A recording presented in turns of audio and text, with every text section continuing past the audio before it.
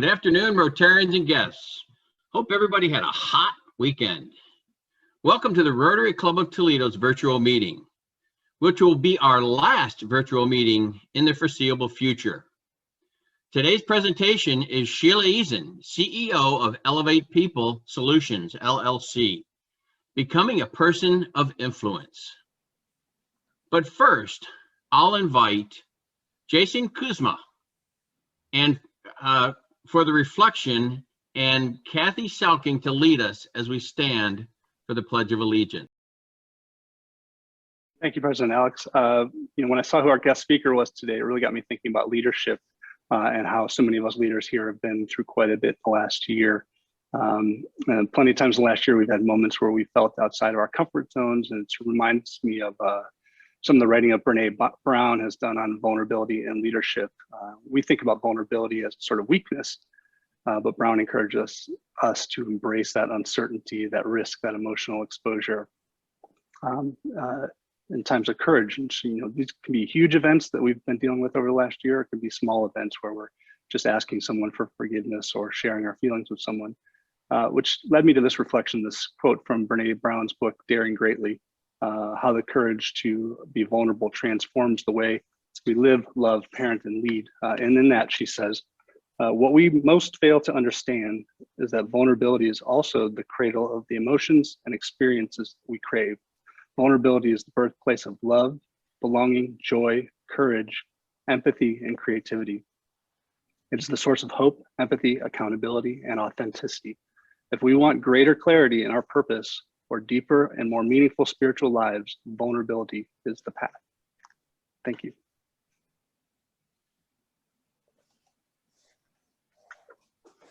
Everybody could rise, please. I pledge allegiance to the flag of the United States of America and to the republic for which it stands, one nation under God, indivisible, with liberty and justice for all.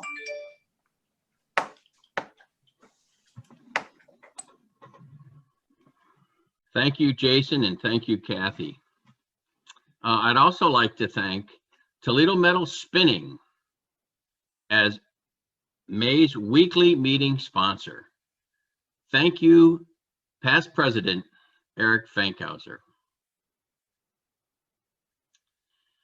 A couple of quick comments and updates. I would like to congratulate the Vocational Services Committee on their success of their career panel held on April 27th at 7 o'clock at night. Partners in Education hosted the event, and a big thank you to Michelle Klinger for the assist as she helped make it a grand success. There were 34 individuals who attended via Zoom, 294 individuals viewed the event live on the Toledo Rotary Facebook page, and 578 people watched it live and viewed it on the Partners in Education Facebook page. That is over 900 individuals that the project reached. Thank you, Vocational Services Committee Chair Heather Carnes, and the great work of the entire committee.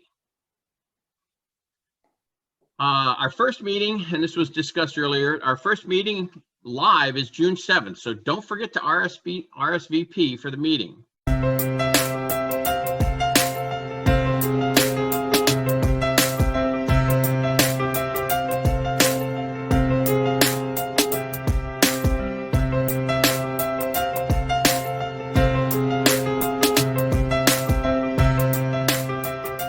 RSVPs have to occur each week for the Monday meeting, and we'll cut them off 7 days in advance because we have to notify the Toledo Club of our numbers. Currently, we're taking reservations for June 7th and June 14th meetings. Seats are going fast. We only have 10 seats left for the meeting on June 7th and about maybe 25 or 30 for the 14th. Also, it is important with this new venue that we purchase our lunch tickets online through the link that Abby sends you on Tuesdays for the RSVP. The payments must be made online and purchased with a credit card or debit card.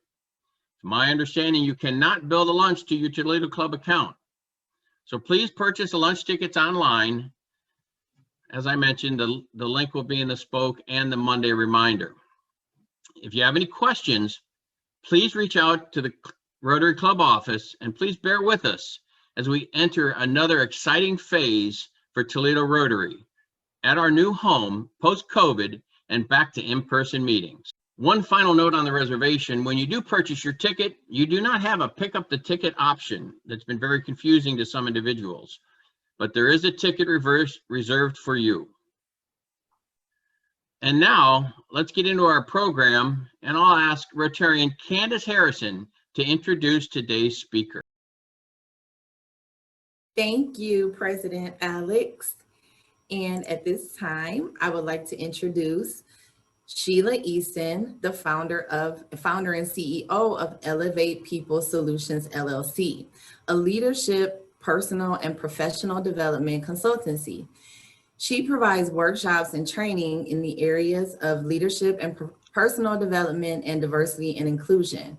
Her area of expertise include developing and implementing human resources and D&I, diversity and inclusion strategies, training and development, strategic planning, executive coaching, and leadership development. Her clients include small businesses and nonprofits, government agencies, universities, and healthcare organizations. Sheila is a thoughtful, creative human resources and diversity, equity, and inclusion leader with more than 25 years of successful experience in helping organizations leverage its human capital to its maximum potential. Also to help foster an environment where all employees feel valued and included. Throughout her career, Sheila has enhanced her skills in human resources and has elevated herself as a DE&I leader through roles of progressive responsibility held in industries such as healthcare, market research, retail, consulting, and higher education. She is also a certified speaker, training, and coach with the John Maxwell team. And Sheila holds a master's degree in organizational development from BGSU. She possesses and I don't know if it's pronounced SHRM, SCP certification through the Society for Human Resources Management. She maintains SPHR certification. She serves on the board of directors for Directions Credit Union. She is a past president of the Northwest Ohio Human Resources Association and also serves as the current diversity chair. She also volunteers for several organizations in her local community, including one that I have the honor of sharing with her, which is the Toledo chapter of the Links Incorporated. So today, during our experience with Sheila, we will learn how we can share our influence with our teams in a positive and motivational way that will encourage them to reciprocate with respect and loyalty. Rotarians, please give a warm welcome to Mrs. Sheila Eason. Thank you. Thank you so much, Candace, for that introduction. And actually, we share two organizations. Jack and Jill. Yes, yes. So thank you. Thank you so much. And thank you, Alex, for allowing me to speak with the Rotarians at Toledo Rotary Club. And thank you, Walter, for all of your assistance along the way. So let's go ahead. I'm going to go ahead and share my screen and get us going here. Can you let me know, can you see the slide? Yep. Okay, perfect. All right, so let's go ahead and get going here. So there's a saying that goes like this: show me your friends and I'll tell you who you are. And what this means is that the people who are in our lives influence who we are. And they influence us in so many different levels. They influence what we do and the results that we get. And really, to some extent, they might even influence where we go or how far we go. Now, along with our actions and words that influence us, each of us, so every one of you on this call here today, possesses the same power to influence others through our actions and words. And so right out the gate here, my question to each of you is, who are you influencing through your actions and words? And are you influencing in a positive manner or a negative manner? Now, understand that no matter what the situation or the event that is happening, influence is at play at every point in our lives, at every single moment in our lives. Now, I'm going to make you a promise here today, and a promise that I'm sure that I will fulfill. And that promise is that I'm going to give you something that you can apply to your life right away, whether that's personally or professionally. You're going to receive some information that you're going to be able to apply. And there's a hand up. I'm not sure if I'm supposed to acknowledge that or not, Dr. Durant. But by the end of this presentation, again, you're going to have something that you can apply immediately. Now, let me say this before we get into the heart of the presentation. I realize that some of the things that I'm going to be talking about here today, some of you have already heard. I'm sure many of you have read books on leadership before. And I would even say that some of the things that I'm going to talk about, I have certainly heard. But I think that one of the most dangerous phrases that we can utter or even think is, I've heard that before. So today, as I talk, what I want to encourage you to do is, when you hear something that you've heard before, don't say to yourself, oh yeah, I've heard that before, that's old news, or that's just a refresher to me. But what I'm going to ask you to do is to ask yourself, how well do I do that? Because the biggest gap in most of our lives is between what we know and what we actually do. So again, I'm going to ask you, if you hear something that you've heard before, to ask yourself, how well do I do that? So Candace did a beautiful job reading my bio, so I'm not going to go over that. The one thing that some of you who came in late don't know is that I'm the wife of Rodney Eason, who is a Rotarian, and he's on the call here today. And so I want to acknowledge him and thank him for his undying support in everything that I do. So there you go, honey. All right. So who do you influence? You heard Candace, as she read my bio, that I'm a member of the John Maxwell team. And at the John Maxwell team, we define leadership like this. Leadership is influence, nothing more, nothing less. And I'm sure many of you have heard that saying before. And it's contrary to what tradition says, or it's contrary to what we often think, because if you look in Webster's dictionary, you will see that they define leadership as a position or a place or office or a title. And for the most part, the majority of the people that I interact with, that I have the pleasure of speaking with, don't believe that they are leaders unless they have a title. But I want to reiterate that leadership is influence, nothing more, nothing less. So it doesn't have anything to do with the title. Now, let me just say this briefly. John Maxwell has been teaching about leadership and personal development and influence for over 40 years. I mean, he's written over 80 books, and many of them bestsellers. I'm sure many of you on this call have read some of his books. And he has had a huge impact on the lives of so many people, including myself. In fact, I have the pleasure of being on monthly calls with John. He calls them the Maxwell's Maximum Impact Mentoring Sessions. And so he's constantly pouring into us and talking to us about leadership. So this topic is something that I live and something that I'm very passionate about.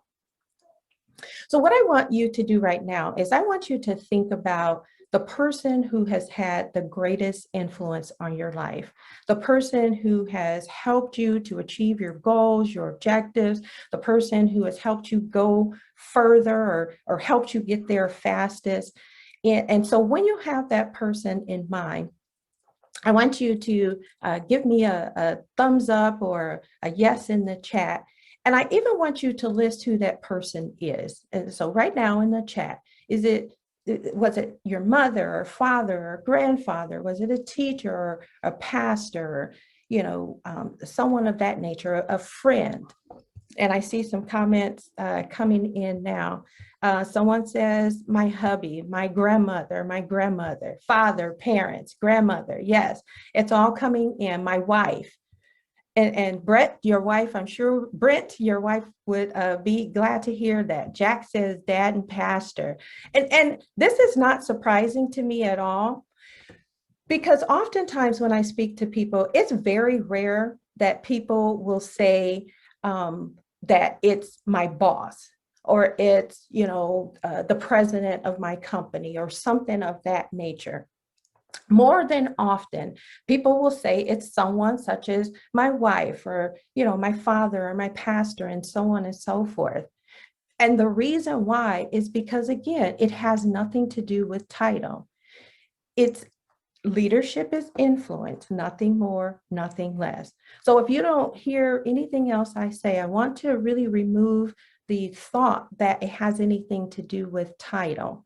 So what I want to illustrate this point by explaining what's called the leadership compass. So if you are taking notes on your paper, if you can grab a piece of paper really quick, I want you to draw a compass. So I want you to draw a fairly big size. So I want you to draw a big circle and then label it northeast, southwest. Don't put the lines in there just yet. We'll get to that in just a second, but go ahead and draw a fairly large circle. And then right in the center of the circle, I want you to put a dot right there in the center. And so once you've done that, we'll come back to that. Okay, so I think everybody is ready now. Okay, so the first question is you have to ask yourself, and this is a real, strong question. Ask yourself, would I follow me? And if there's not a resounding yes to that question, then you have some serious work to do, and that's okay. There's no judgment in that. But you really have to be honest with yourself and say, would I follow me? Because if we can't lead ourselves, then we can't really lead anyone else. I mean, it really is that simple. And it starts with the little things, such as being trustworthy, being a person of your word. And Jason Kuzma spoke of Brene Brown earlier, and he didn't know that I was going to be talking about Brene Brown also, but I love her and I follow her work. And she talks about, when we speak of leading ourselves, she talks about 7 elements of trust that I wanted to share with you. First of all, you respect other people's boundaries. So you understand that there are boundaries and you respect and you don't cross the line. The second one is reliability. Are you a person that does what you say that you're going to do? She talks about accountability, that you own your mistakes, you apologize, that you make amends when you do make a mistake. She talks about the vault, and the vault is really critical when it comes to trust. She talks about what the vault means is that you don't share information or experiences that are not yours to share. Number 5 is integrity, that you choose courage over comfort. And what that means is that if you have to have a difficult conversation with someone, well, for those of you, if you have to have a difficult conversation with one of your employees, that you don't avoid having that conversation. You take the courageous approach and you choose to have that conversation versus the comfort, which means that I can avoid it, I can avoid having that conversation and not experience discomfort. Number 6, she talks about non-judgment, that you ask for what you need and that others can safely, and that's an important word, others can safely ask you for what they need. And then she talks about generosity, and that's basically assuming positive intent, that you extend the most generous interpretation to people's intentions or their actions.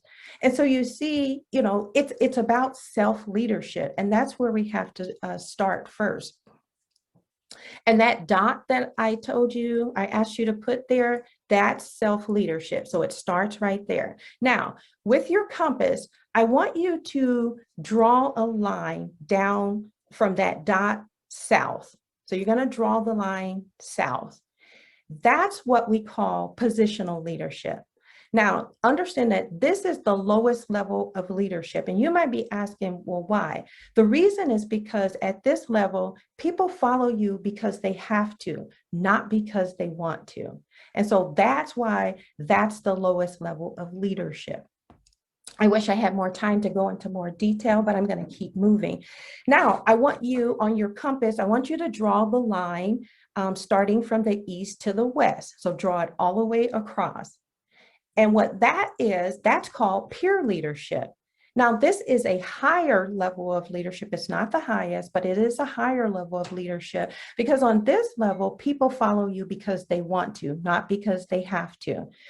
It takes influence to get them to follow you. And so again, they're following you because they want to. Now, if you draw the line from the dot up north, that's what we call leading or influencing the influencers. This is the highest level of leadership, because at this level, there really is no reason whatsoever for them to follow you, except that you've influenced them. Now, in order to attain that highest level of leadership, you have to have a track record. You have to build trust, as we were just talking about. You have to have some proven reliability that you do what you say that you're going to do. And there are some results as well, that people can see the results. There has to be some consistency.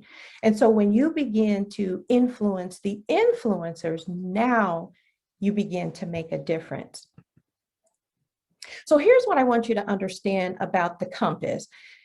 Every single room that you walk into, and I heard some of you talking earlier that June 7th, you're going to start back to in-person meetings. So understand, when you walk into that room on June 7th, you are somewhere inside that compass.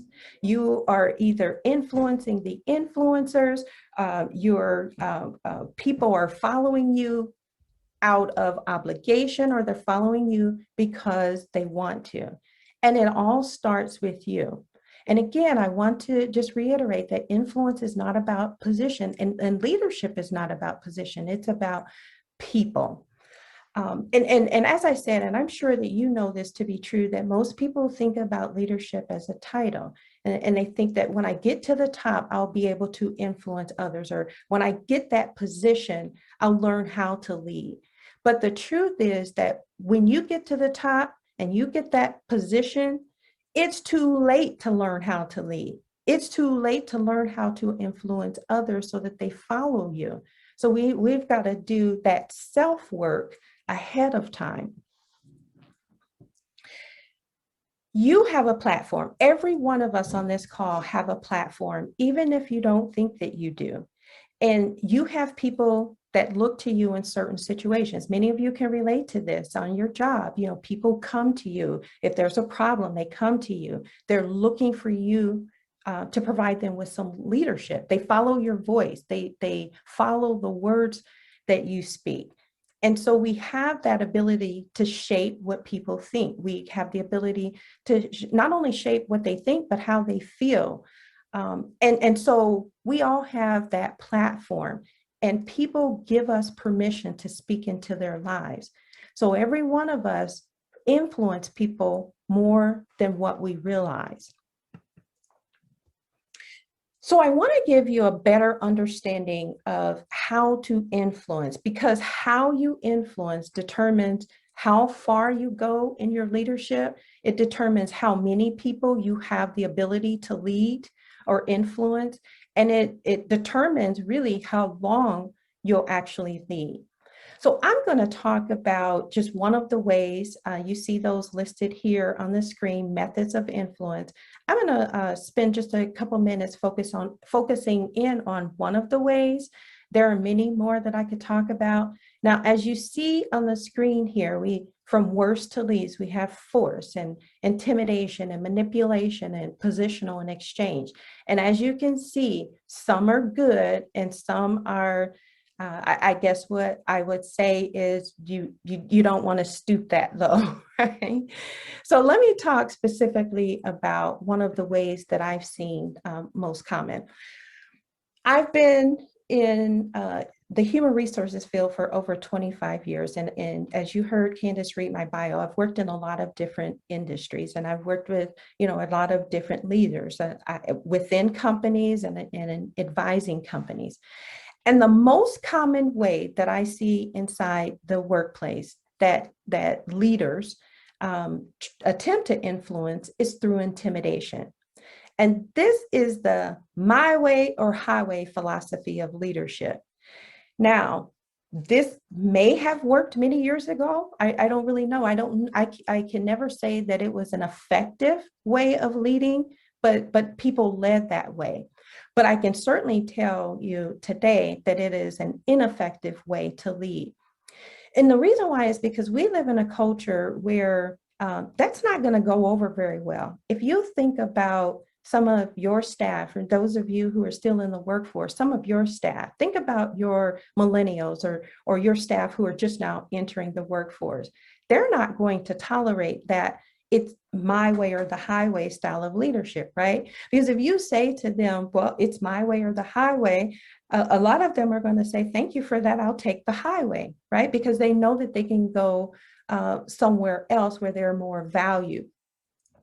And so, understand that the my way or highway philosophy does two things. First of all, it increases useless activity and it decreases creativity. I mean, there's no creativity when a leader says it's my way or the highway, right? Because that person is not able to express their own creativity.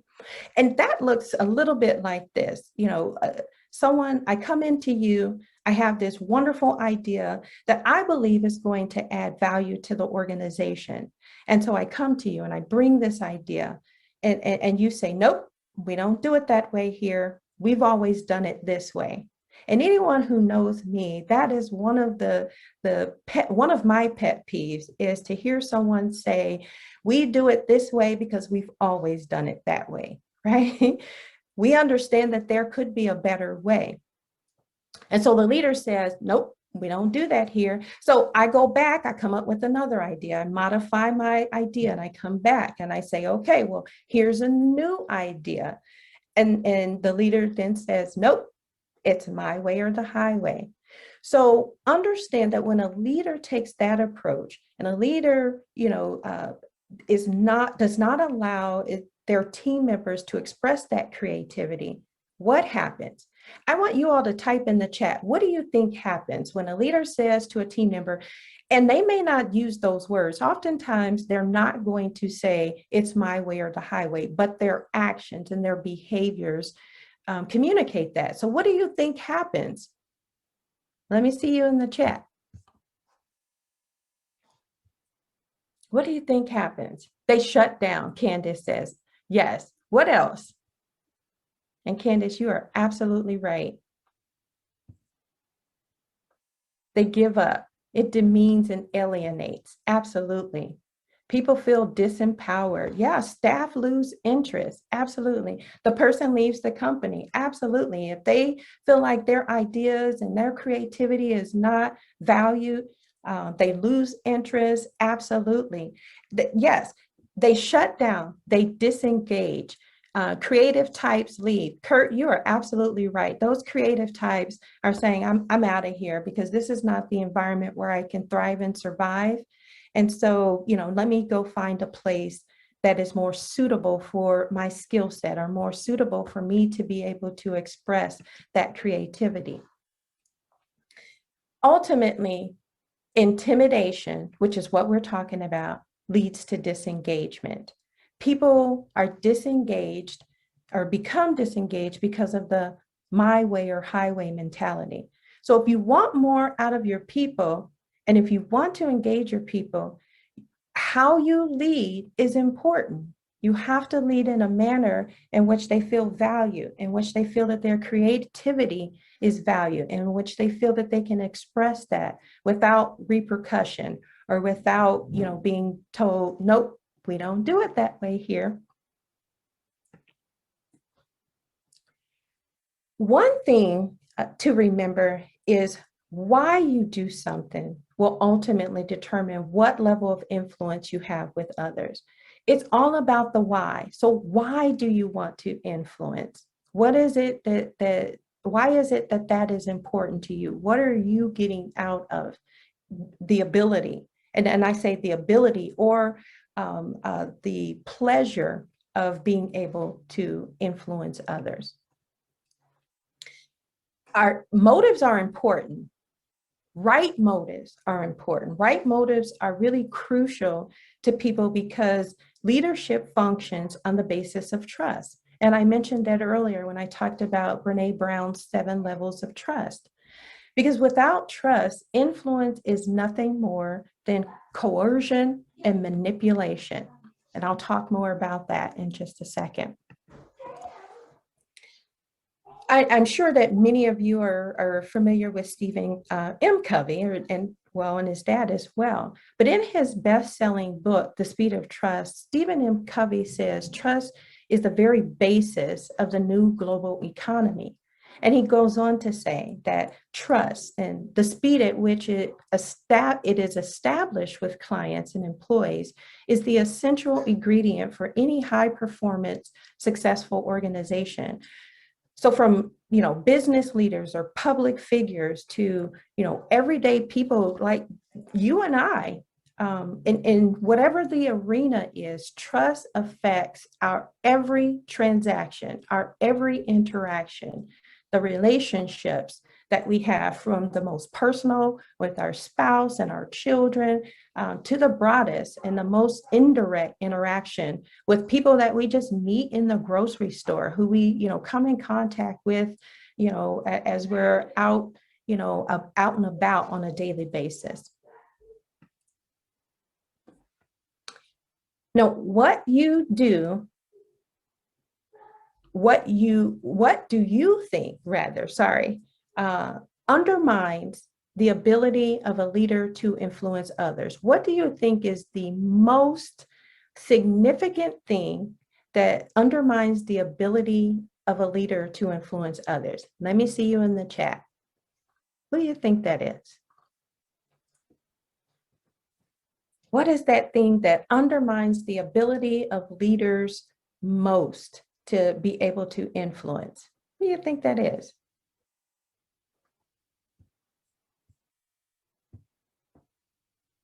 And I'll give you a minute to think about it. Bob says self-centered. Yeah, that's certainly one. Jack says keeping their word. Excuse me, lack of emotional intelligence. Yeah, that certainly plays a significant role. John says not caring, a lack of communication on a personal level, their own need for self-promotion at others' expense. Yeah, that plays a huge role, absolutely. And Kate says trust. And every one of you are correct. The number one thing is the lack of trust. And Candace says not being supported or empowering, micromanaging. That plays a significant role as well. Every one of those things that you all listed, the lack of trust is the number one. It's probably the highest. Because again, as I've been talking about, without trust, any attempts to influence others comes across as manipulation. And I see that Brent says evident in integrity. Yeah, I mean, integrity, trust, all of that, it all is relatable.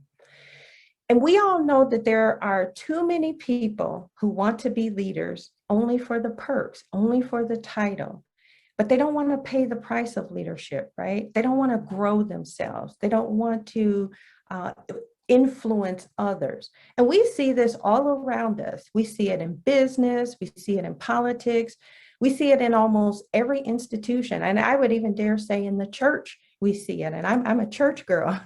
We see it in the church, and we even see it in our own families.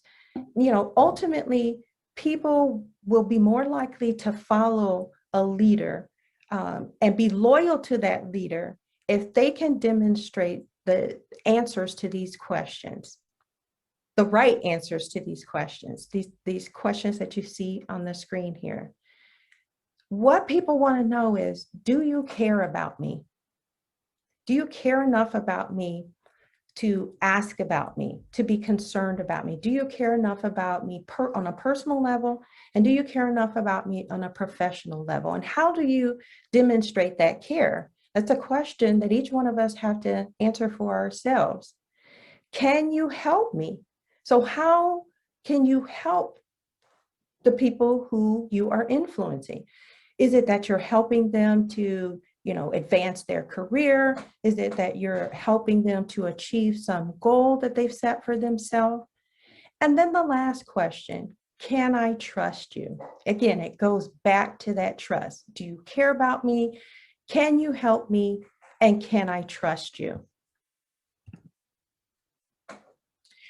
So in the next few moments, I want to talk about how to increase your influence. Because now that you know that it's important to have influence, what can I do, Sheila? What can I do to increase that influence? Well, the first thing that we need to understand is that influence comes from adding value to people. How are we adding value? And I, excuse me, I'm going to give full credit to my husband who is on the line. He says this a lot, that we are either adding or multiplying people, or we're either subtracting or dividing them.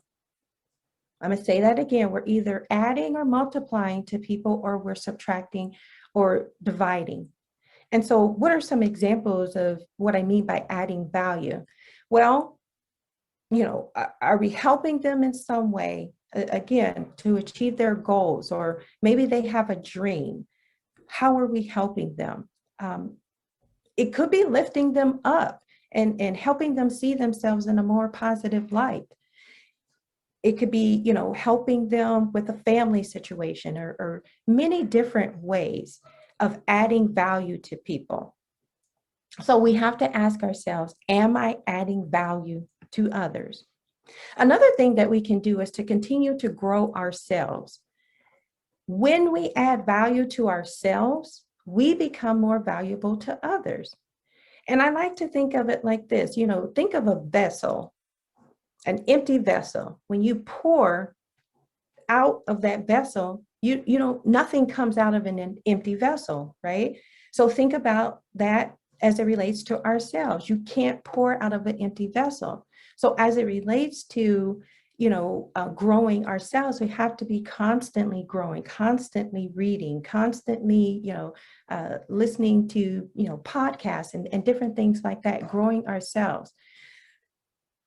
And it can be as simple as, spending times of reflection on how are we doing, asking ourselves, how are we doing?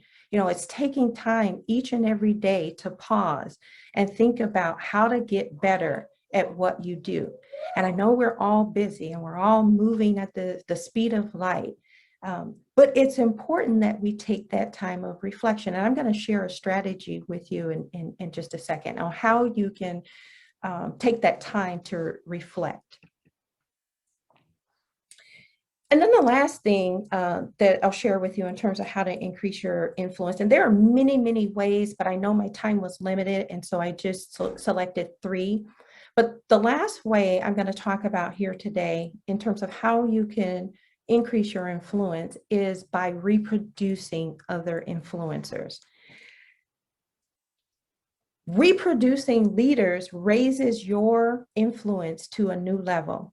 And we've all heard this before, right? That the best leaders create the next leaders, right? That we're, whether it's through succession planning or mentoring or, other avenues that we are sowing into and pouring into others. And anytime you influence people who either don't or cannot exercise influence with others, you limit your own influence. But when you influence leaders, you indirectly influence all the people that they influence. So think about this.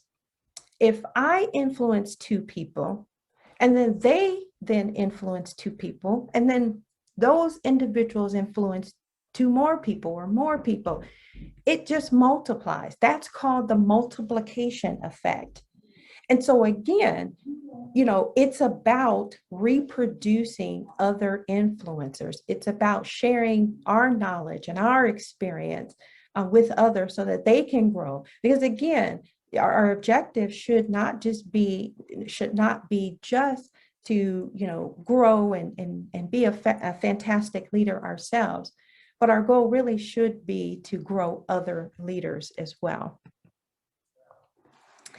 Now, as I come to my close here, I'm going to leave you with 3 questions that I want to encourage you to ask yourself over the next few days. And I promise you, if you take time to think and reflect and answer these questions, and I'm going to tell you to do it for the next 7 days, I promise you, you're going to be a better leader and you're going to be more productive. And I'm sure every one of you on this call here today would easily say, yeah, I could stand to be more productive, or I could stand to be a more effective leader. So here's what I want you to do. I want you to ask yourself these 3 questions each day for the next 7 days. What went right? What went wrong? And what can I do differently? I'm going to repeat those. What went right? What went wrong? And what can I do differently? If you take the time to really be reflective, because if I think about my day and I say, well, what went right? That helps me to build upon that for the next day and the next day and the next day. And then if I say, well, what went wrong? For instance, well, I didn't get everything done that I intended. I wasn't able to check a lot of things off of my to-do list. Okay, so now that I know what went wrong, or what caused me to not be able to check those things off of my to-do list, was it that I was distracted? Was it that, I allowed the phone calls or the emails to disrupt me? Okay, so now I know that was what went wrong. I can choose to do differently the next day. And then lastly, what can I do different? So what can I do to build upon my success from the previous day? And what can I do to make sure that I don't get derailed again? Now, this applies to, so many different areas of our life.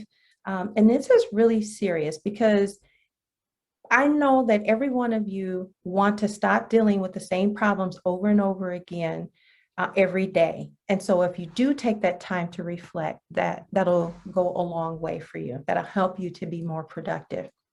And as I'm closing here, again, asking yourself, what went right, what went wrong, and what can I do differently? So that you can grow by taking time to think as a leader. Lead yourself better, and others will follow. And so I'm going to stop there, and I want to thank you all for your time and attention here today. I'm going to stop my share, and I'm going to turn it back over to Candace. Thank you, Candace. On mute. Sorry about that. I was still on mute. Thank you. That was a wonderful, wonderful presentation. Thank you. Now is the point where you can ask questions. Anyone have any questions that they would like to ask our speaker today? And I'm going to open this up just so I can see if anyone has their hands raised. We have some thank yous in the chat. Oh, you're all welcome. And I definitely love the engagement. Thank you. No questions. Oh, there is a hand raised. Let's see, who is it? It is Bob Savage. Oh, hi, Bob. Am I unmuted? Okay. Yep. I am not. Sheila, thanks very much and great job. I think in addition to being, thoughtful, and I think what you presented today probably applies to most anybody. I mean, those are things, we all want people to sort of looking out for our interests too, and the team, not just themselves. Are there anything that about leadership that speak to millennials kind of better or more, and maybe didn't, that would be different from prior generations? Yeah, I think that with millennials, they want flexibility, and they want to be trusted, and they don't want to be micromanaged.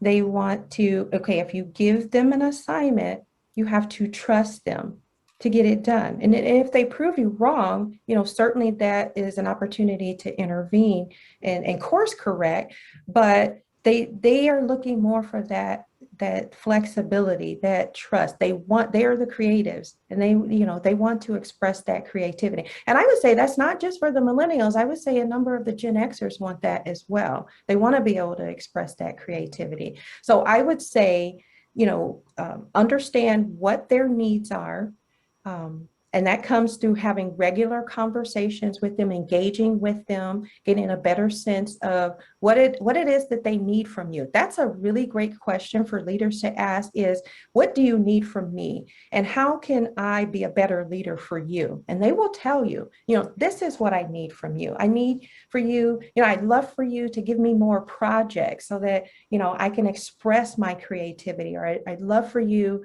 to help me to, I'd love for you to mentor me or something. They will tell you exactly what it is that they need, but you have to ask the question.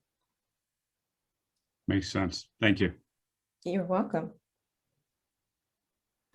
You have another question right now from Kurt Church. Okay. Thank you, Ms. Eason, for a great presentation. I have a pleasure. question about how to navigate trust. And the question stems from the sort of two thoughts about some people trust very easily and some people require you to earn their trust. As a leader, how do you navigate those two avenues? Yeah, I think it depends on the individual, because every person, I think that you would, for instance, in the work environment that you would work with is going to prove whether they can be trustworthy differently. So you may have some individuals who you've given an assignment to, for instance, and they can run with it and you don't need to follow up, and you trust that they're going to get it done, and they've proved it time and time again. But you may have someone else who you constantly have to follow up with.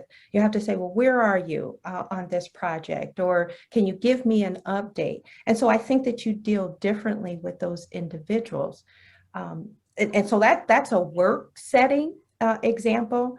But again, even if we're thinking from a personal standpoint, again, people are going to prove their different levels of trust, like the vault that Brene Brown talks about. The vault is that you don't share confidences or information that's not yours to share.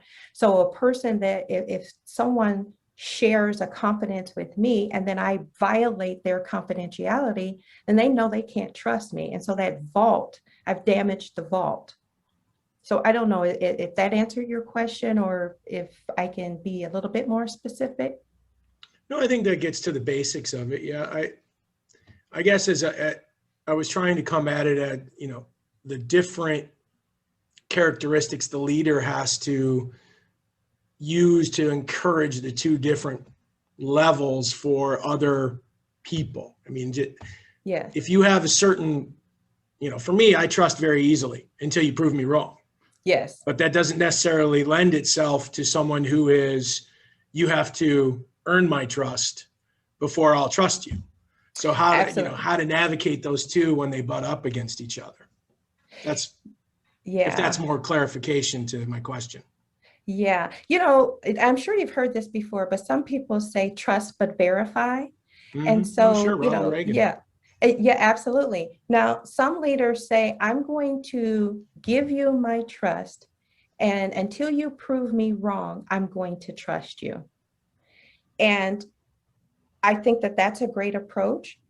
Some people say you have to earn my trust. That may or may not be the most effective way, but certainly if you are the type of leader who says, I'm going to automatically extend you my trust, unless you prove me wrong, unless you prove that, you're not a person of integrity, unless you prove that you're not reliable, you're not accountable, you don't follow through, then you have my trust.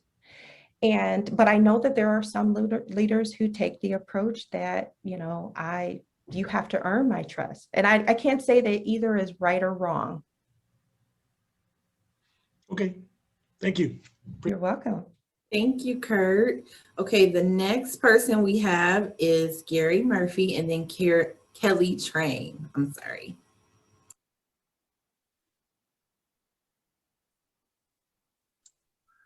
Sheila, great program. Loved it. Thank you. I am also a member of SHRM. And amazingly, I just learned today that we have a local chapter. We do. That's crazy that I haven't known that. But are you a member of the local? I am. I'm the past president of, it's called the Northwest Ohio Human Resource Association. So I served as president in 2018. Coming up on the end of my tenure as diversity chair. So yes, I'm a long-term member of the local association. And I can get your information and send you some information on how you can get connected if you're interested. Yeah, very good. We fairly large company. We have like 24 offices, but we do not have a human resources person. So we, all of us, including Kurt Church and I, both must be HR people, I guess, even though we're not trained in that field. So Yes. I'll get that information to you. Perfect. Perfect. Thank you. Gary, just real quick, they have a golf outing coming up here soon. We do. Yes. You're going to want to join before that. Yes, that's one of our annual fundraisers. They have a good time at the golf alley. So the next question is from Kelly Train. Hi, Kelly. Sheila. Hi. Thank you. Fantastic program. Thank you so much for taking the time. What Thank you. I'm wondering is, in some situations where you may be the leader or whatever in that organization, but perhaps there's another person in that organization who's a peer, but seen as a leader, they have that influence over others, but they perhaps may not be the best person to be leading. You know, they may bring toxic personality to that situation. What is the best way to guide and help, identify that and perhaps help move that person or influence them to be more open and welcoming with other staff?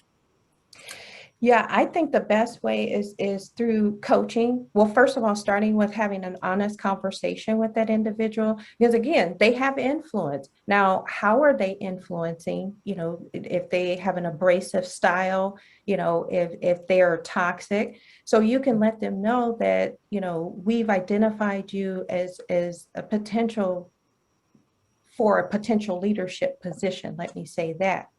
However, there are some areas in which you really need to develop and having that real honest conversation with them that, and perhaps you've received feedback from some of the individuals that they interact with.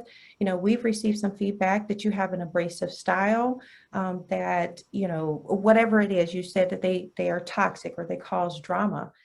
And those are some areas that we need to work on. And so what we're willing to do is to commit to some coaching, to help you to, understand your style, your abrasive style, and how you can develop that. And we're willing to invest that in you, but you have to also make the investment as well.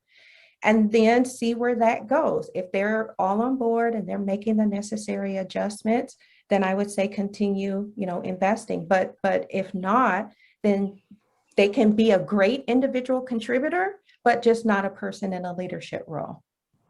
Thank you. You're welcome. Thank you. I know that Kevin Mullen also said that he had a question. Candace, thank you. Sheila, phenomenal presentation. Thank you so much. You talked about leadership, influence, and trust quite a bit. And I'm just curious how that, we talked about from an individual standpoint, but how does that translate for a group or an organization like Rotary, who's, trying to serve collectively as a leader in the community, have influence and gain trust? How as a group can we do that? And how is that different than how the advice you'd have for an individual? Yeah, I think as an organization, some of the same principles apply. It's, being an organization, of integrity, doing the things that you say that you're going to do. I think it's also being involved in the community, and which you are, but demonstrating what it is that you do and how you can best service the community. I think all of those things matter. And so, yeah, from an organizational standpoint, is Yeah, I think those are the main things that I would say. But it's equally important. And individuals, let me also say this, individuals make up the organization, right? So each individual is also responsible for how they are reflecting the values of the Toledo Rotary. So that's equally important as well, is if you are a member, you have to reflect the values, and you have to make sure that you are properly representing the Rotary when, to the community, and not only in terms of your words but also in your deeds. Excellent. Thank you. You're welcome. That was awesome. Are there any other questions? We have just a few minutes left with Sheila. Those last minute burning question. Anybody have? I don't see any more.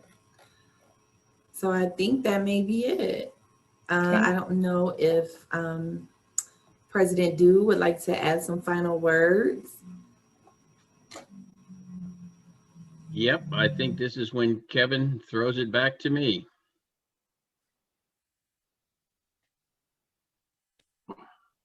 Yep, So, you got it, Alex.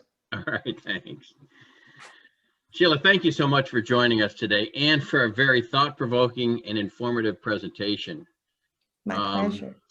As our thanks to you, we'll be sending you a well-known book, Historical Tales of Toledo, authored by Rotary past president Clint Mock. We'll also make a donation to the Polio Plus Fund in your name. Again, thank you so much for joining us today and a fantastic presentation. Thank you. My pleasure. And now, I'm not quite sure what Chuck has up his sleeve or what he'll be pulling out of a hat. But here he is, past President Chuck Mann for today's Chuckle. First of all, I have no sleeves. Well, I have sleeves, but I have half sleeves, so there's nothing onerous tucked up in my sleeves. I had promised a review of the joke wall today, but the Wayback Machine wasn't working like it's supposed to this morning, so stay tuned. June 7th, I think we're going to show you that. This is called The Best Gift. 3 sons left home, went out on their own, and prospered. Getting back together, they discussed the gifts that they were able to give their elderly mother on her 100th birthday. The first said, "I built a big house for our mother." The second said, I sent her a Mercedes with a driver."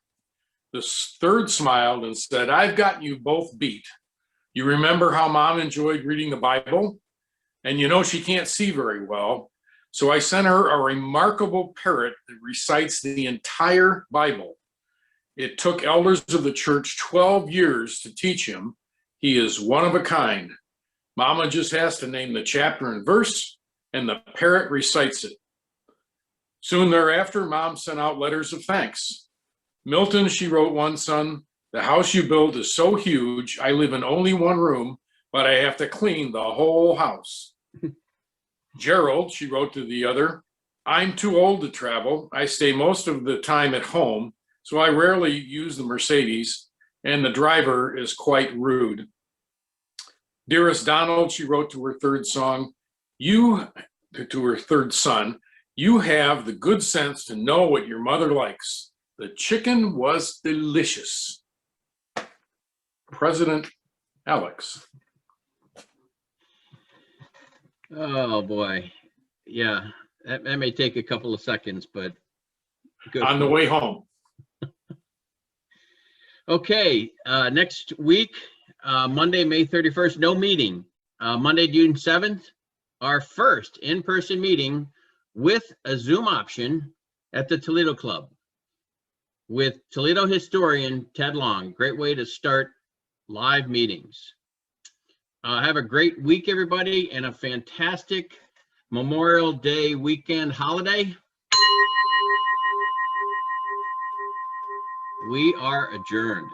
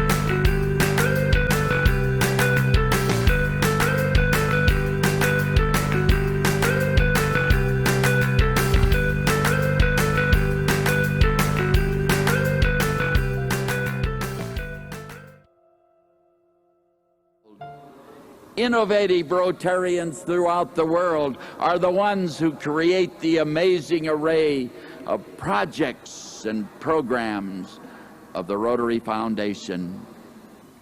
The Rotary Foundation provides a window through which we can see a kaleidoscope of international programs promoting peace and goodwill and understanding.